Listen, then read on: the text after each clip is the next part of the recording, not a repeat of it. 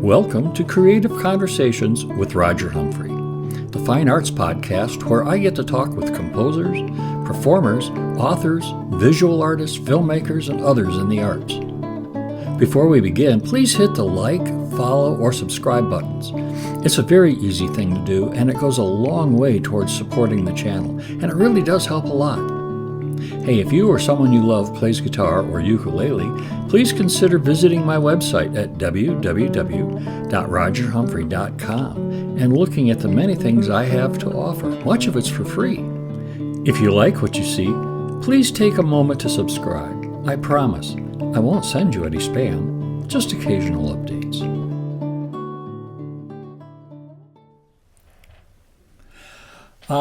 Welcome to Creative Conversations. The award-winning composer, Eric Chasalow, is a professor of music at Brandeis University, where he also directs the electro acoustic music studio.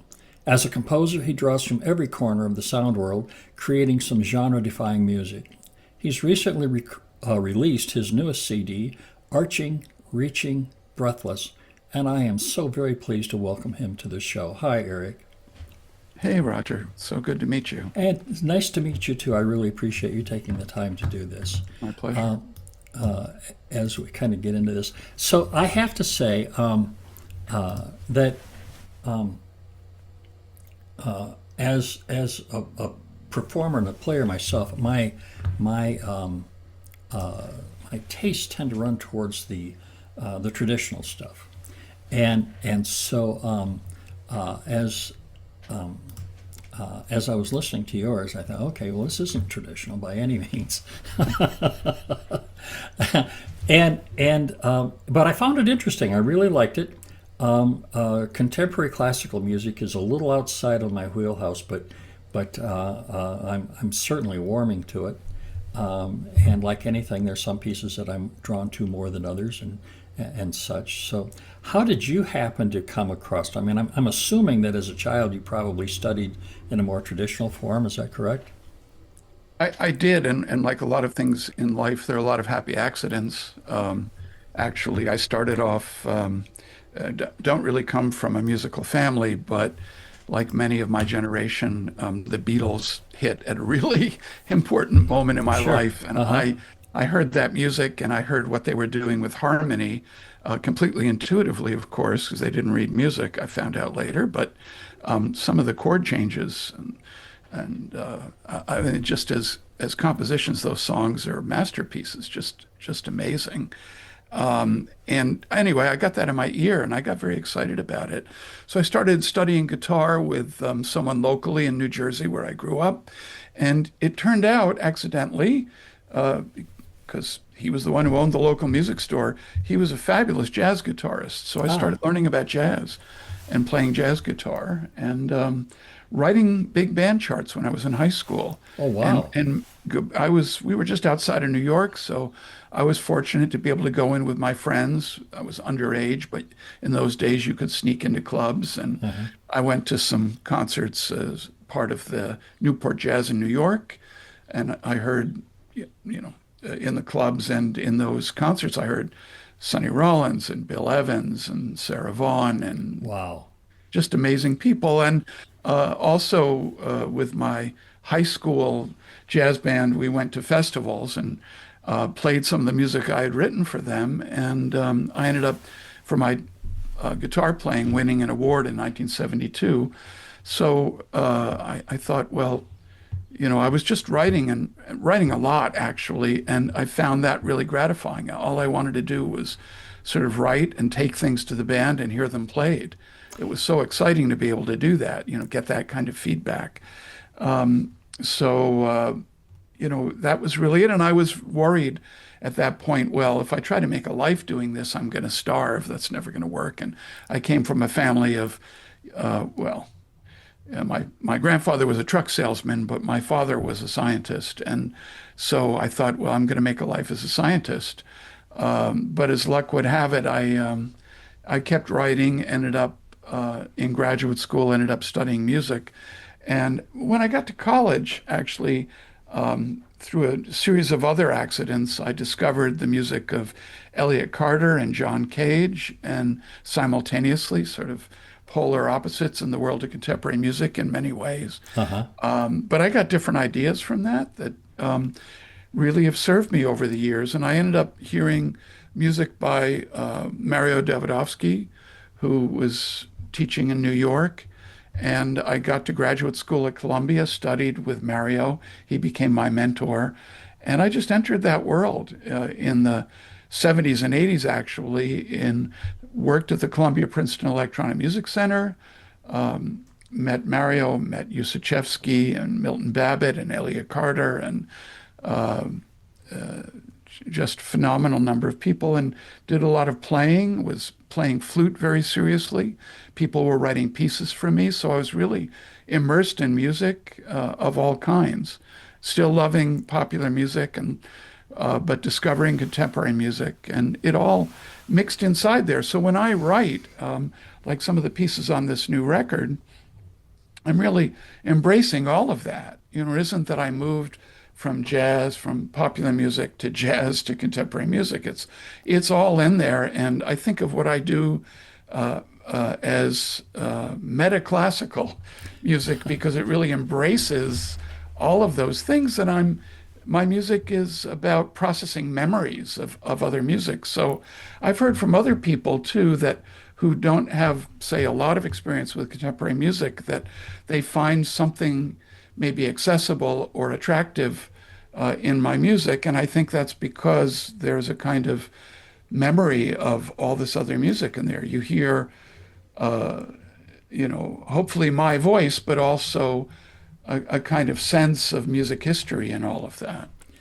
Yeah, that was my feeling when I was listening to it, that there were pieces there that just okay, that's kind of interesting. You're talking about the Beatles, and of course they had these great harmonies and great pop songs, but they also did some amazing things in the studio that at that time they couldn't do live. I mean, it was all you can now with the equipment that we have, but you couldn't at that particular time.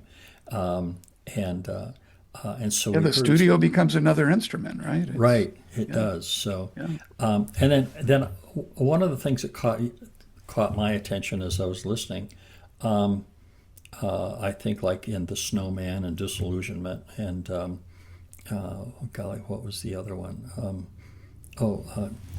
Ghosts of Our Former Slaves that I was listening to, and there are vocals there, some spoken word and some sung, and Ghosts of Our Former Slaves, as I recall, those were sung, and am I right? Am I remembering that correctly? Well, that's an album from Ghosts of Our Former Selves, actually, right, which is a record I made in. It turned out to be a pandemic project. It didn't start that way. I started it before the pandemic, but I collaborate with some amazing contemporary music players. I've got the Lydian String Quartet as colleagues for many years at Brandeis. I've worked with Talia Ensemble in New York, Da Capo Chamber players, many New York New Music, Boston Modern Orchestra Project. I've just been very fortunate as a composer to work with really amazing players. But I thought around 2019, when I was recording and playing a lot with my wife, who's a singer, and we were doing a lot of singer-songwriter releases as the Barbara Cassidy Band. And sort of things came together for me at that moment. And I said, I'm going to record my own album where I do almost everything, sing, I write, I produce the record, I write my own lyrics. And it was a time of processing a lot of loss also. My parents had passed away. My teacher, Mario, had passed away. And so I was processing a lot of that, and I recorded this record, which, has spoken text and sung text on it. And on the new record, there are two pieces for solo cello, but the cello is also processed with live electronics. And the cellist is asked to speak and to sing a little bit because there are settings of two Wallace Stevens poems, very famous poems, The Snowman and Disillusionment of 10 O'Clock, which are from early 20th century. Amazing, amazing poetry that I never thought I would set because they're so perfect as poems. Okay. But at some point, I realized, well, if I keep the music very simple and really honor that text, I think there's something I could contribute there. I enjoyed that. My next question was going to be, do you write your own text? So And it's thank you one of for the answering things that I in do. advance. I set poetry, but I also write my own Yeah, texts. yeah. So, but I really, one of the things that struck me, and I don't know, maybe you can tell me I'm way off on this one, was I remember going back to those '60s and listening to the Beatles, but I also remember listening to Days of Future Past and In Search of the Lost Chord from the Moody Blues, where they would infuse spoken word, which was very unusual at that time to have spoken word in a quote rock album, and so that was kind of cool. There's a lot of cross-genre stuff that starts to happen at that point, right? Where uh, you just think about Paul McCartney hearing a concert of Stockhausen in London, or hearing the Bach trumpet, which Yeah, the ends up piccolo trumpet, ends up right? in Penny Lane, right? So there's all this stuff, and those are, I think, for me, those are incredibly important lessons. That anything can end up in a piece. And it's very exciting that, yeah, you could have a C major, something you write in C major, or you can have the most wild atonal kind of free jazz thing, and it all can end up on the same record. So when you're making these records, I mean, you're writing a piece for a solo cello, for example. When you record that, are you recording the cello, or is this in the box? Are you doing this electronically? No, it's those are live instruments, and I love collaborating.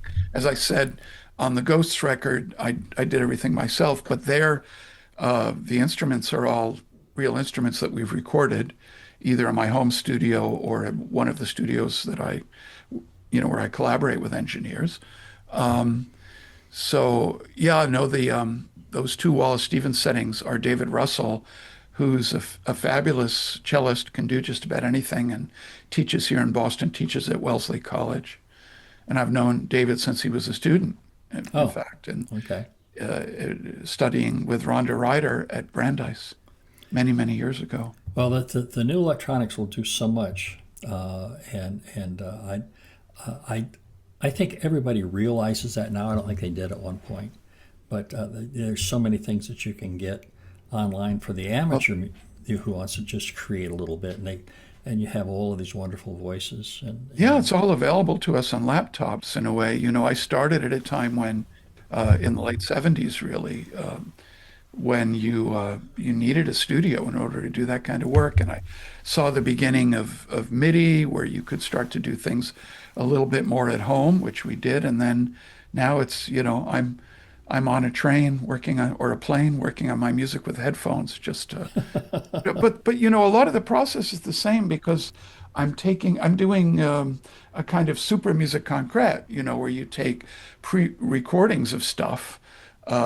With, the word sample didn't exist then, but it's all right. samples, right? Everything's samples, digital, things captured digitally, and you can do anything once you've got it on the computer, right? So that you could hear, that's the gist of your question.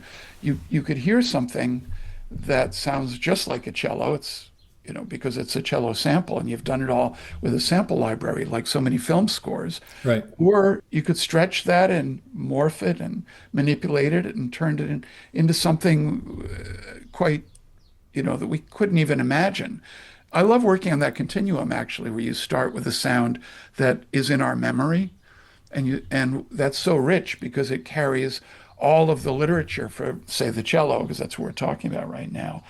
Whether we're thinking about that consciously or not, when we hear a cello, we hear the Bach cello suites, and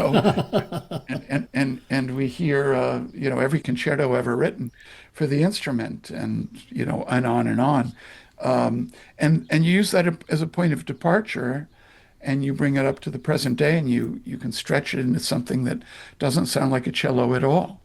So when you're doing this, I mean, you sit there and fuss about it a little bit and say, well, what happens if I do this? And what happens if I twist this knob in this direction and things like that? So are you kind of playing with the sound as just as an experiment to see what happens and see if you like it Very or not? much so. I'm so that you change the color of the instrument, you change the space it's in by adding different reverbs. You Uh-huh. break it up into a kaleidoscope of different little pieces. You could do something called the very first track on Arching, Reaching, Breathless, actually, the new record, is a piece called The Wings That Bear the Night Away. And the electronics, that's a piece for violin and Uh-huh. pre-recorded electronics. And Mari Kimura plays the violin brilliantly.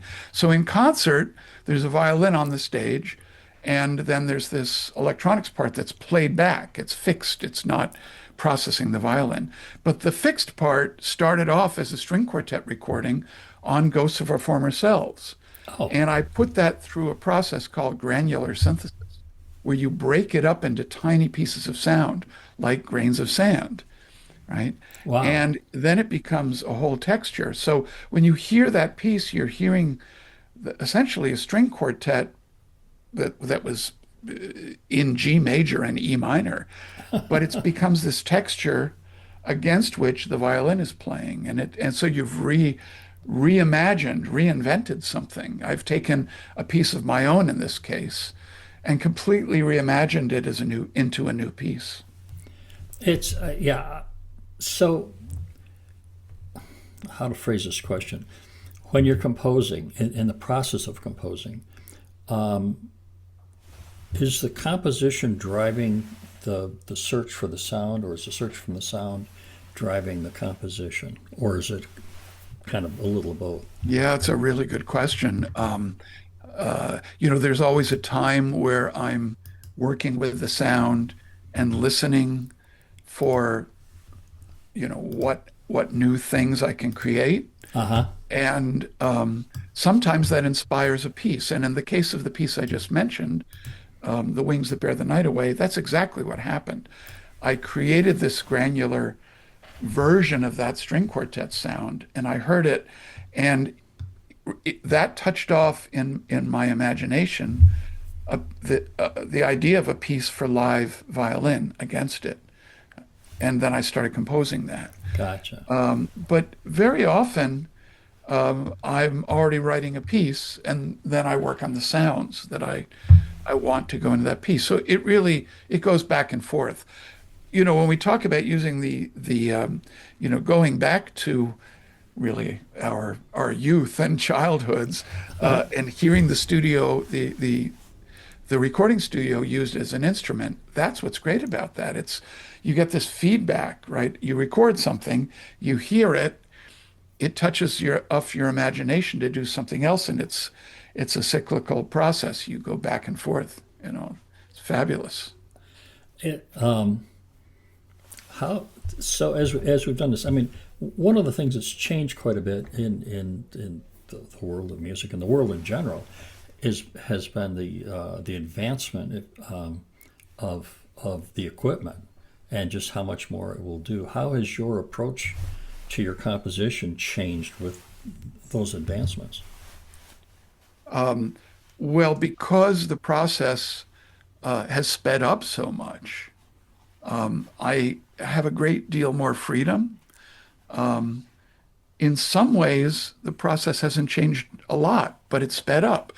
So in I think about I wrote a piece for cello and tape for Fred Sherry, who's this tremendous cellist in New York who runs the string program or ran the string program at Juilliard in 1983. And there I was cutting tape, little pieces of tape and splicing them together to create the tape part for that piece.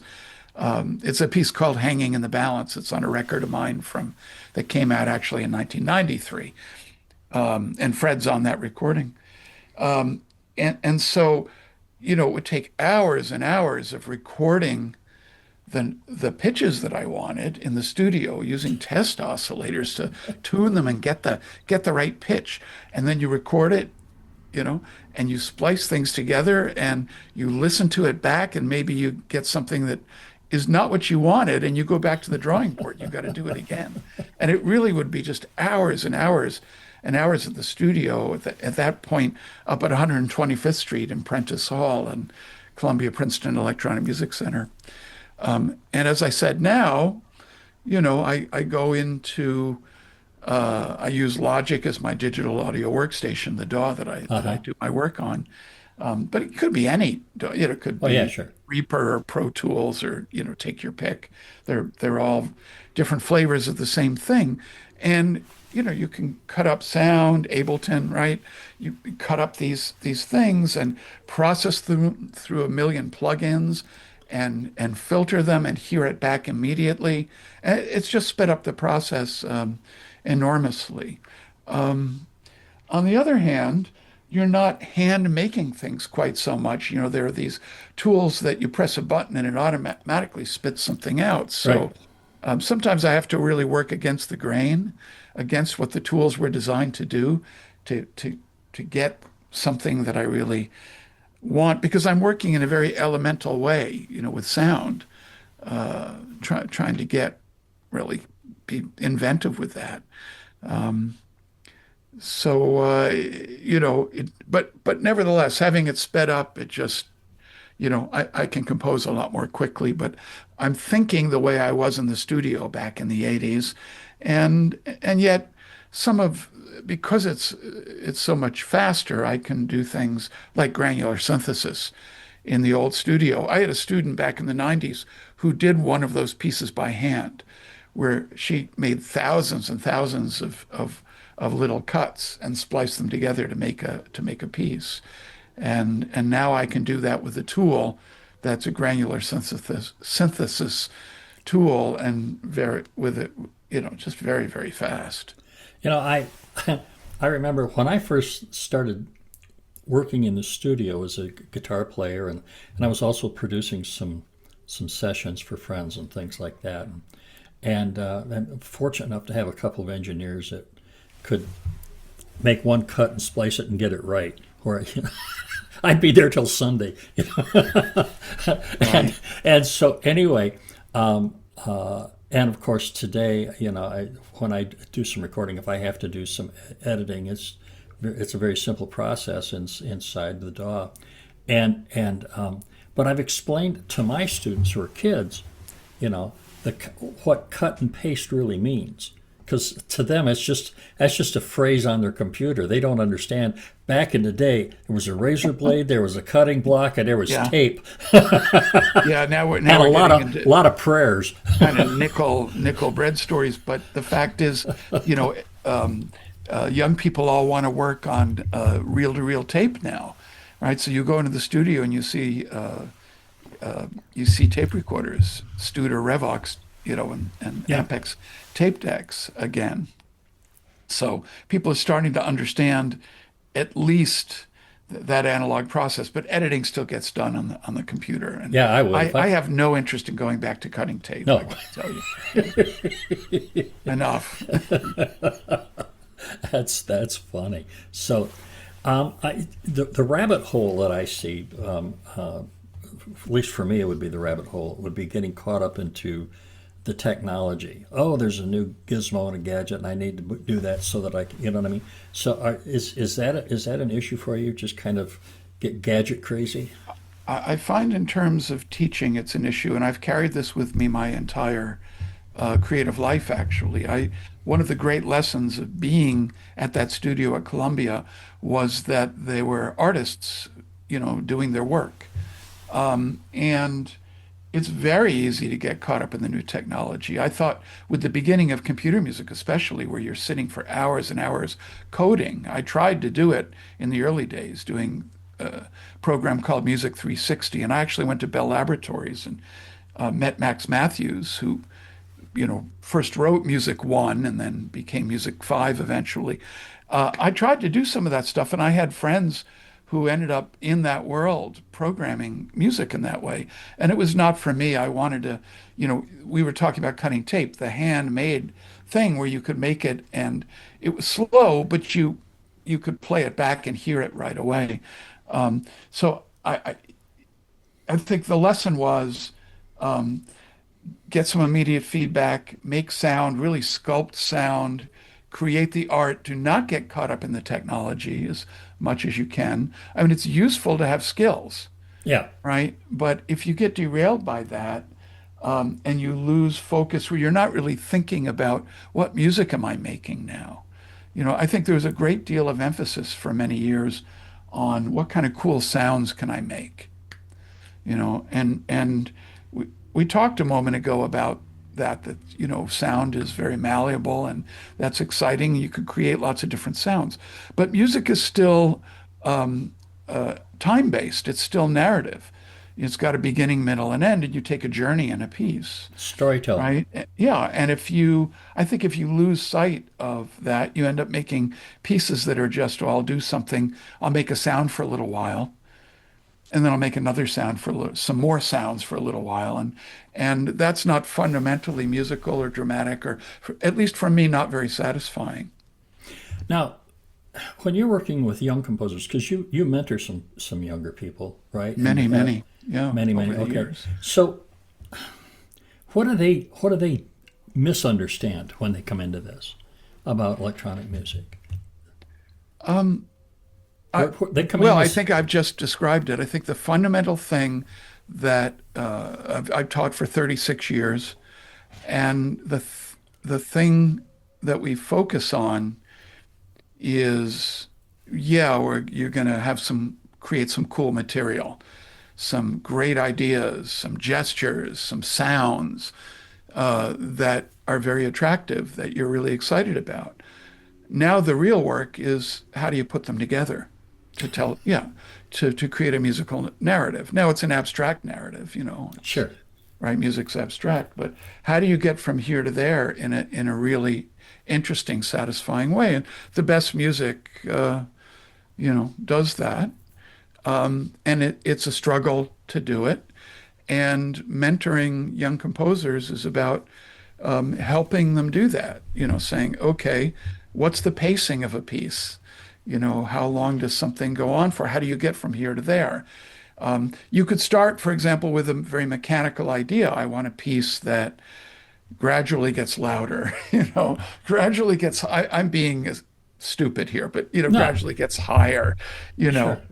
but that's too schematic. And so, how do you lead the ear in this direction and then end up somewhere we didn't expect? Ah, And then uh-huh. you come back to where it's like filmmaking, right? You could have multiple narratives. You could do things in a nonlinear way, right? That's the great thing about time-based art, right? It doesn't have to be linear, and yet our thinking, the way we concentrate and hear things, get from here to there, can have a kind of complexity to it. Now, if you're writing a pop song, maybe you don't want that level of complexity. You want things to unfold in a way that's quite direct and quite simple. And even in my music on the new record, you mentioned the cello pieces. I think because I'm respecting the text in something like Disillusionment, 10 o'clock, there's a piece where the cellist does nothing but play really simple arpeggios, just Yeah, chords, I know. Just very simple, and they right? unfold. And there the challenge is how can I do something with that level of simplicity that still moves forward, right? That Right. still that opens up at the right pace, and yet it's almost painfully simple, right? The beginning of my string quartet, the second string quartet on that record, also begins with these simple pizzicati, Right. and they are And then things are layered. interrupted by And something, then but things it are layered, right? it sort of leaves that and then comes back. And how can you do something that increments forward in a very simple way, and yet create something that has a power to the way that moves? That's a challenge, and I enjoy that challenge. So, I, I guess the other thing that I kind of want to touch on a little bit, and I don't want to get too philosophical here, but we are in an age where part of the conversation in the art world, of course, is artificial intelligence, and we've seen it abused. I mean, I think the platform Deezer said recently that they get 50,000 submissions every day that is totally AI generated. And the person who wrote the article made the comment. They said none of it's great music, but it's all good enough. Which I thought was, I mean, every fiber of my being just kind of cringed when I read that. But that's the abuse of it. Do you see a positive uptick to where it could be possibly be used within our context? Every new technology, this is true with electronic music. People were really scared of it. It'll replace musicians. Every new technology has pluses and minuses. But we're at a key moment, I think, in human history where, and it's a kind of frightening moment. Are there things that AI can do for music and for art in general that are positives? Yeah, I've seen, I've met other artists, actually visual artists, who are using it in really interesting ways. I'm sure there are musicians who are using it in interesting ways. I do not at this point. But, if music becomes content, becomes about social media platforms, and it's the background, and it's just sort of going in the background, and we're not concentrating and listening to it. Sure, good enough is fine. This is why there are all these submissions and all these things going up on the platforms, on Spotify and Tidal and Qobuz and all, whatever, that are AI generated and sound like, in fact, they've maybe stolen the identity. I saw a social post by Jason Moran who talked about, jazz, a tremendous jazz musician who talked about these fake accounts, right, that are going up that claim to be him. Oh And my. that's terrible. It's a danger. But if I think there needs to be regulation. There needs to be a way for live musicians to identify themselves and claim their identities and protect it. I don't know how that's going to happen in the world we exist in right now, but I sure hope so. It's hard to be optimistic, but I try to be. So I guess probably one last question would be after all these years of creating music and such, anything surprise you anymore about how things are different today versus where they were when you started, and anything about working with sound that surprises you, Oh gosh. or everything? Well, I'm still delighted sometimes when I'm creating something in sound and I line things up in the workspace and then I play it back and something happens that wasn't quite what I thought was going to happen, but it's even better. I mean, I still have those moments, the kind of eureka moments Uh-huh. of discovery that then one moment leads to another, and it's delightful. And I enjoy the process. I think it's incredible. But there's such a you know, because we have access to everything, to one another, all of human history and all of geography at any moment, and we tend to drift towards the negative, unfortunately, towards the most pessimistic. I think that's surprising in a negative way. But there are also it can be positive too. It's hard to stay positive and optimistic, but I like to. I think we have access, like you and I are having a conversation right now, and connecting as human beings, and for me that's a positive. That's great. So, well, Eric, believe it or not, we are out of time, sir. Amazing. It was so much fun. I got to spend the rest of the day talking about this stuff, but I know you got stuff to do. I could do. Thanks for having the conversation. So thanks. I hope we get a chance to do it again someday. Me too. Thanks. Good to meet you. Bye-bye. Bye-bye. I'd like to thank Eric Chasalow for taking the time to come on the show. If you would like to know more about him, you can find a link to his website in the descriptions below. I'd like to thank you too for taking the time to listen. If you enjoy these podcasts, please share your favorite episodes with your friends and introduce them to Creative Conversations with Roger Humphrey.